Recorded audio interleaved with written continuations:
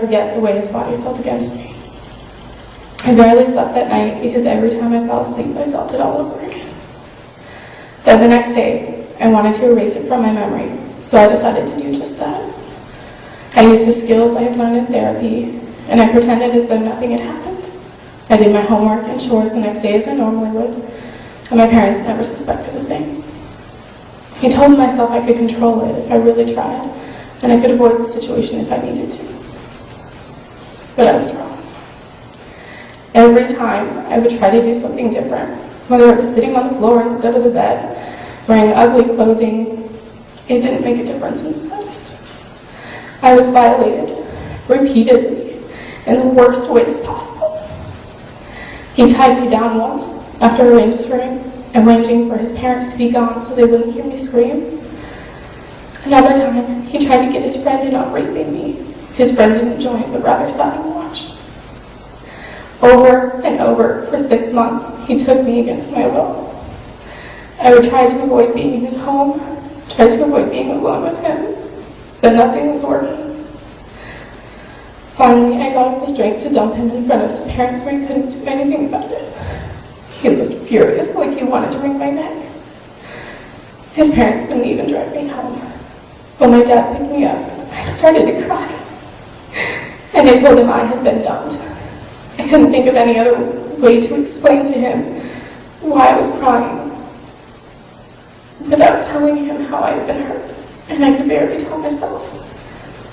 How do you tell your father that his only daughter had been raped at the mere age of 14? Besides, I couldn't admit it to myself for years. After I broke up with him, I threw myself into school and made new friends.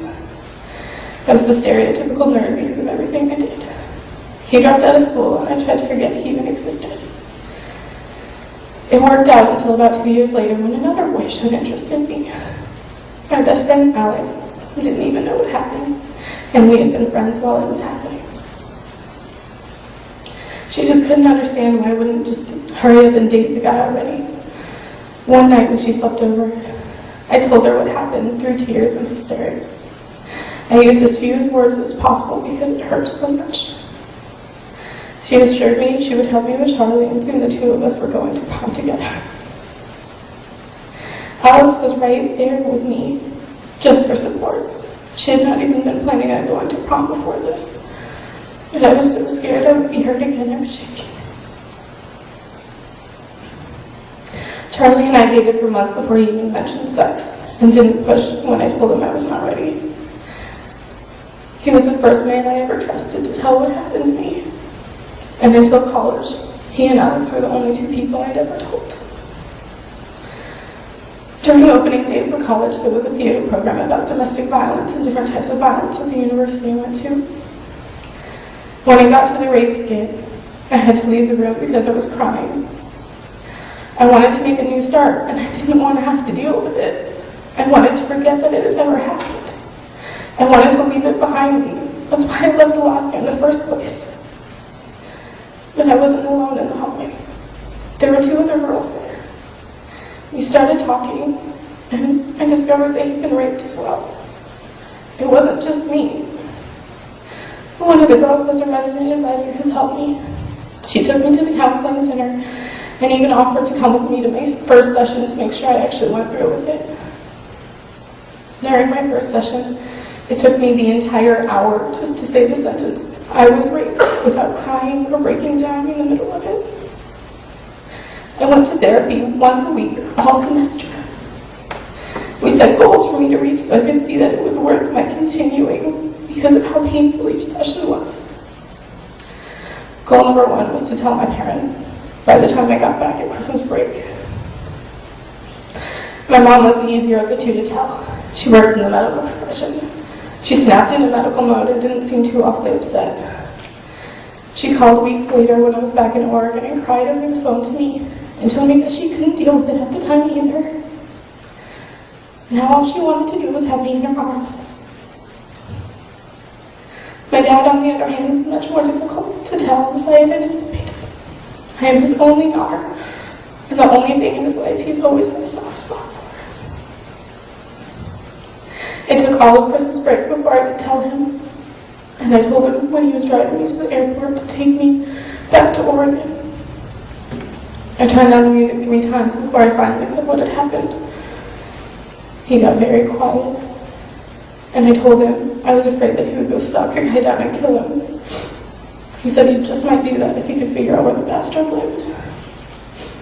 After a while, he calmed down, though, and we had a real talk. We were both in tears by the time we reached the airport. But it was worth it. By the end of the school year, I was able to stand up at our Take Back the Night event and say what had happened to me. I cried through the whole thing, but I did it, goddammit. I told over 100 people how I was violated, when less than a year before, I could not even tell one. To this day, over 7 years after I was raped, I never know if I'm going to cry when I talk about it or when I think about it. Because I feel it all over again. I used to doubt whether talking would help others. But then last year, after the V-Word event, I spoke at Alaska's Take Back the Night for the first time. There was a girl there I didn't recognize, but she came up to me after I spoke and told me that she had gone to Willamette as well. She was there the night in Oregon, and I told what had happened to me for the very first time. She said she had been raped as well, and that she had been considering suicide because she didn't know how she could ever get it out of her head and out of her body.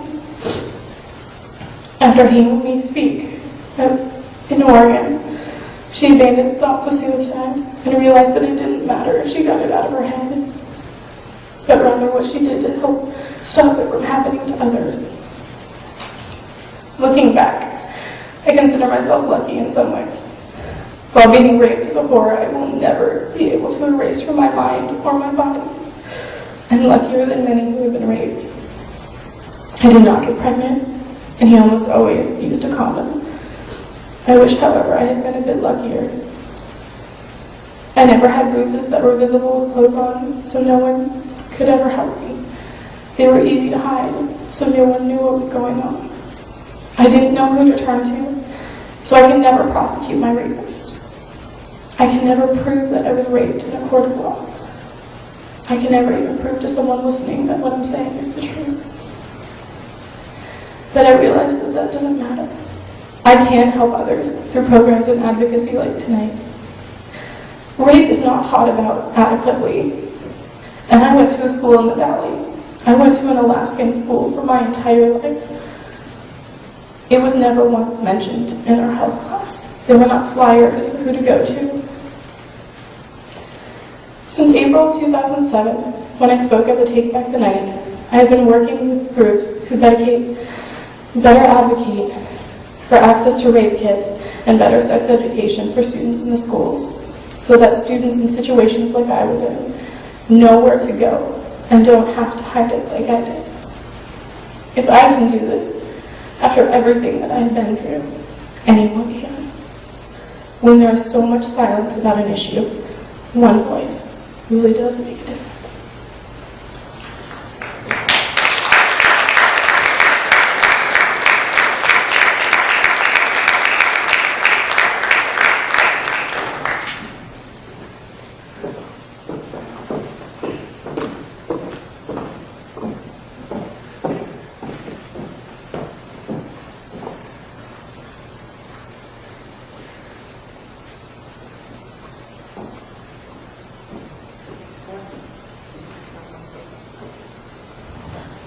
Once again, I personally want to thank Amber for being brave to tell her story like she did.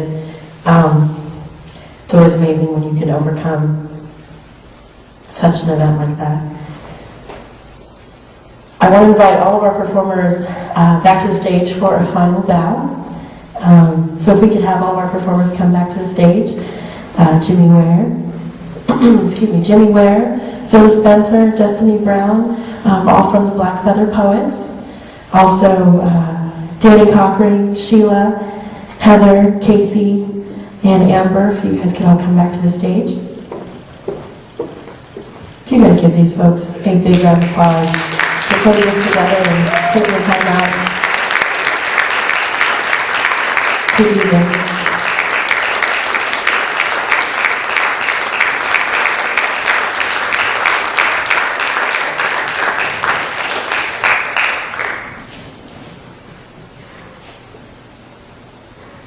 And of course, thank you again, and as we said before, please be sure to join us in the lobby.